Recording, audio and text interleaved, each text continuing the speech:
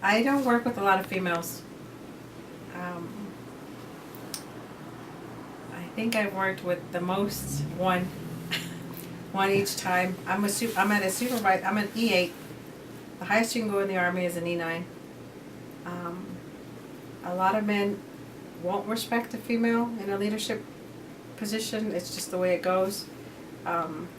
However, I'm a strong female, and whether you respect me or not, fake it, do what you gotta do. But I'm very technical, and I will make sure that my leadership and the person that I am will reflect the duties that are given to you. And it's not easy. It's not easy when you're a female, and especially when you're a mother and you're breastfeeding, or you're pregnant and you have to wear your boots. It's tough. It was tough.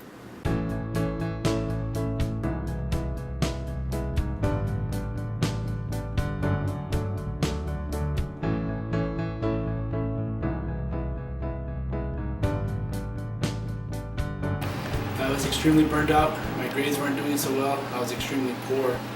So they offered the $20,000 to go back to college. So I joined for 2 years, just to get my $20,000 to go back to college, obtain my scholarships, and then be able to be a high roller at that point. But 16 years later, I'm still in. So. I've been in the military 19 years. I joined in 1991 when I graduated high school. I met my current husband in the military, and we sort of understand our roles. So when I'm out or he's gone, we know where we need to step up or step back. I deployed to Iraq. I went there for the initial invasion in 2003, 2003, and I stayed all the way till 2005. So I stayed 18 months there on ground. I was infantry. I was a ground pounder, so I was downtown Baghdad. My husband and I met each other 5 years ago in the military. We just got married on his leave when he was home from Iraq in December.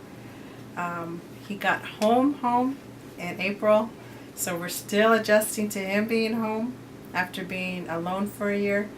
The beginning, it was just really, if you felt threatened, the ROE, which is rules of engagement, were very lax. So you were able to go investigate or go hunt down someone if you felt they were a threat to you.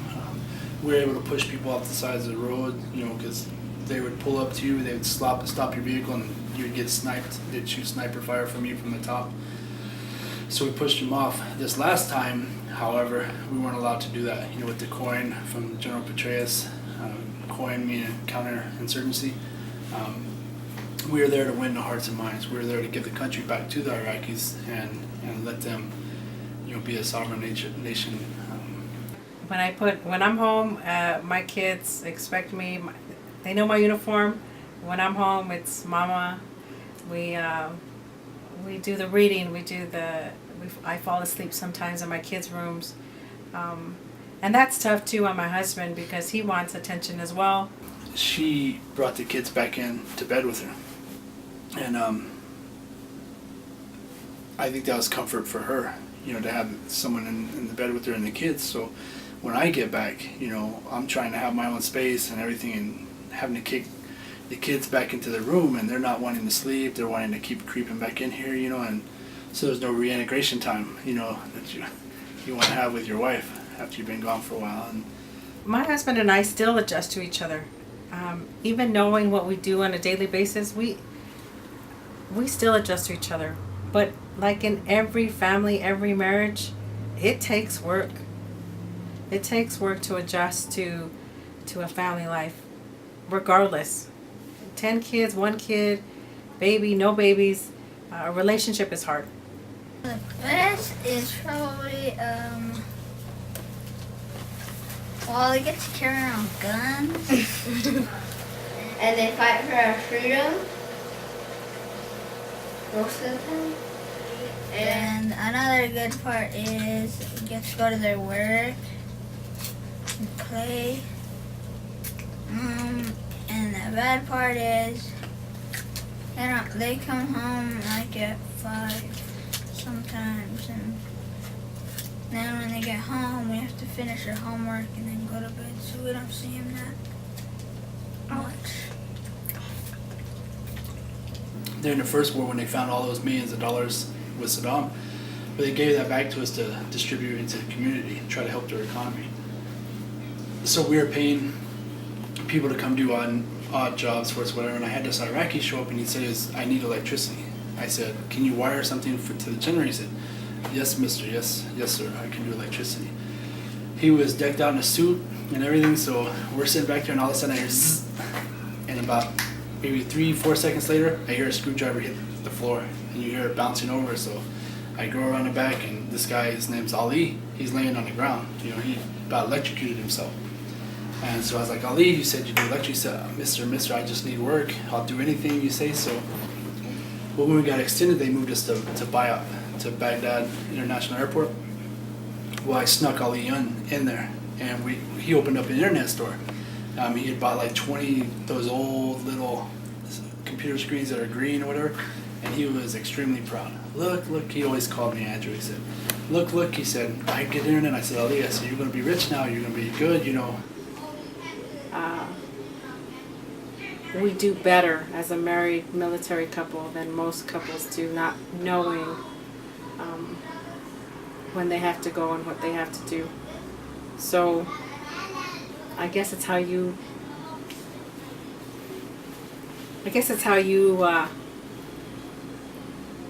how much you love, I guess, is what you would say.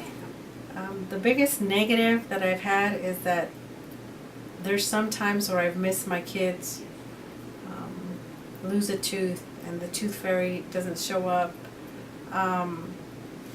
or I call home and my son can't breathe because he misses me so much, or my daughter, you know, wants to be somewhere and I just can't be there.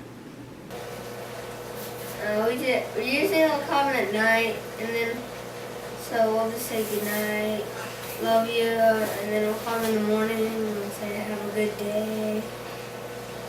Well, that was just for me because I missed Andrew and started crying. So my mom just put that in there, so.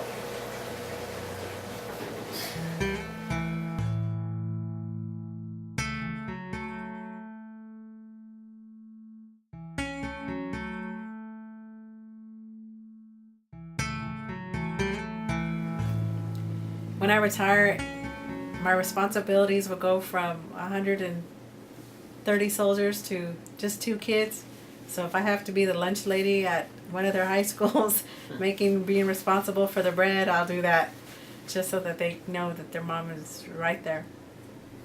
I don't know if they like that in high school, but we laugh about it all the time. My youngest brother will deploy with me now to Kosovo this year, side by side. He'll be my brother at arms. My oldest brother did his duty. Now he's a disabled vet, and we are very, very close. We support each other in everything they do, and my brother stands beside me, never behind me or never in front of me, always beside me. Well, you know, our unit was involved in a lot of, you know, some of the main missions that we did in the 101st. You know, a lot of them that a lot of people didn't know about. We helicoptered into most of our missions, and you know, just the diversity of everything that was going on. We were still young, you know, and my older brother Ray, he's served with the 101st Airborne Infantry, and he was in the first Gulf War. And after seeing his dedication, you know, to the service, you know, to our country, me and my sister, I think, kind of followed in his footsteps. Him coming back as a veteran. My brother went away and probably saw things that I would never see or understand. He came back drinking, you know, addicted to alcohol, and definitely had a huge effect on us as a family. But we never stepped aside to let him deal with it alone. Well, my PTSD, it came later on because I didn't want to acknowledge that I had some issues with myself as far as being where I was at in combat and having to basically not knowing if you're going to come home or if you're going to ever see your family again. With my PTSD, I have a lot of demons that I've had to deal with, and I still do. But being able to go to counseling and being around family that understands now, I don't have a perfect life, I don't, but it's always easier when you have that support. Decompressing, there's issues. There's issues when you see certain things, when you see, I lost 2 soldiers the first time. The first one I lost was really hard. It was really, I wouldn't say emotionally hard at the time because you're a man, you're an infantry guy, you're supposed to be there, and I'm supposed to be there to jack people up and not cry over this guy. He knew what happened, he knew why he was coming here. If he died, he died. That's the mentality you kind of have to have. But then when you go back to your little private quarters or something like that, that's when you kind of reflect, like, this sucks, I have to write a note to his parents, I have to let them know, that their son just died, their son that they entrusted me with, that I was supposed to take care of, that I promised I'd bring back. So those little things kind of weigh on you. So the adjustment for me is, it's a little difficult even just being back for one day.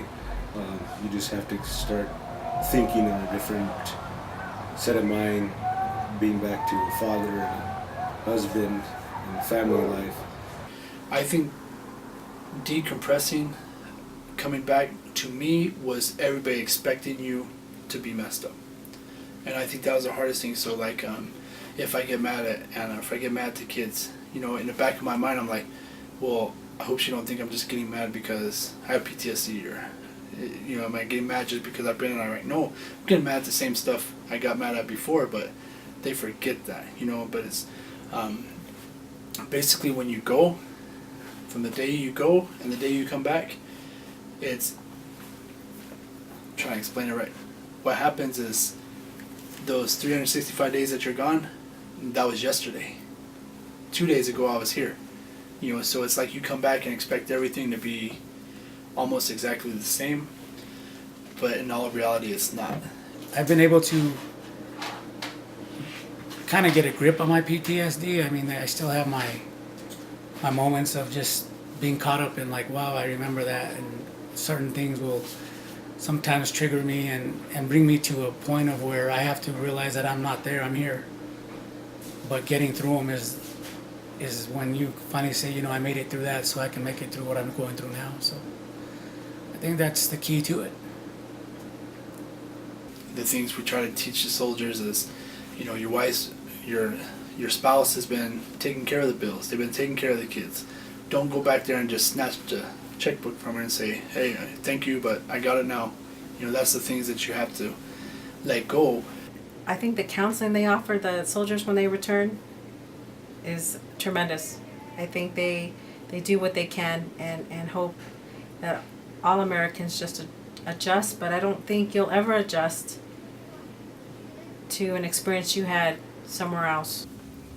Road rage, I think, for a lot of soldiers is bad, and especially in this area, people don't drive that well anyway, and then you add on the stressors of where, when you're in Iraq, you're driving this huge old vehicle and everybody gets out of your way, now all of a sudden you're having to go the speed limit, you're having to stay behind someone, you're having to follow rules that you don't necessarily have to follow over there, and what do you mean I ran a stop sign? I didn't see it, you just kind of used to that. My in-laws live across the street, and, like, I want some privacy, leave me alone, don't be staring in my window every night, but then, the other 99% of the time you're, like, so happy that they're there. I love the military, and I love what it's given to me, to include discipline, financial stability. I don't have an education. I have a couple years in college, but I have everything that my parents never had. Besides marrying my wife, this is probably my biggest accomplishment in this last year. And this is the Sergeant Audie Murphy Award. Only 2% have ever made it, have ever been inducted into Audie Murphy. So there are 7 of us out of between 18 and 20,000 soldiers in Iraq that only 7 of us were inducted into this. This top one right here is a Bronze Star. I received a Bronze Star in the first campaign as well as the second. I have 2 Bronze Stars. I have 5 Army Commendation Medals, 5 achievement medals, Army Achievement Medals. These are good conduct medals. I do what I do because I love what I do. And if you have an opinion, I can't change it. I'm proud to wear this uniform. I'll wear it until I retire. I'll be buried in it if I could. But for those people that do respect what I do and shake my hand and come to me and thank me for my service, I sometimes tear up because, wow, it's one team, one fight.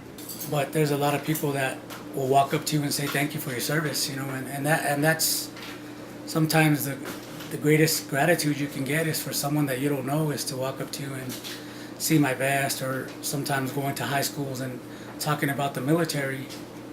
You know, I don't want to be on camera to try to defend what we do or anything, but we're proud of what we do, you know, and any soldier that you ever see, you know, I mean, I don't agree that you have to go up and thank them or show them how much you appreciate them, but when you sleep in a warm bed at night, you know, and you feel safe and in one of the best countries in the world, just remember that, you know, our forefathers, everybody before us, you know, the quote greatest generations of, you know, they all went to war and fought and come back, and you know, it's just the nature of the beast. You know, our grandkids and great grandkids are going to be fighting someone. Someone's always going to hate. I just want to say that you know, serving my country is one of the bigger highlights, the biggest highlight in my life. You know, I have a tattoo right here that says U.S. Army. It's like a badge of honor. I can never ever replace some of the soldiers and friends that I've lost in the military, but I'm